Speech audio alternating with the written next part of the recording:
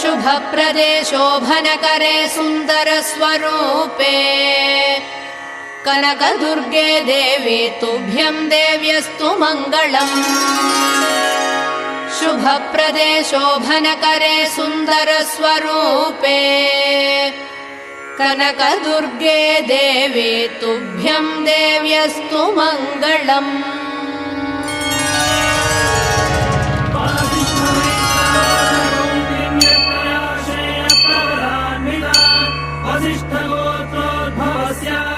अखिलाण्डकोटि ब्रह्माण्ड नायकस्य श्री सच्चिदानन्द स्वरूपस्य सूर्यवंशपावनस्य श्रीमदिक्ष्वाकुकुलवंशोद्भवस्य श्री रघुमहाराजवर्मणः प्रपौत्राय अजमहाराजवर्मणः पौत्राय दशरथमहा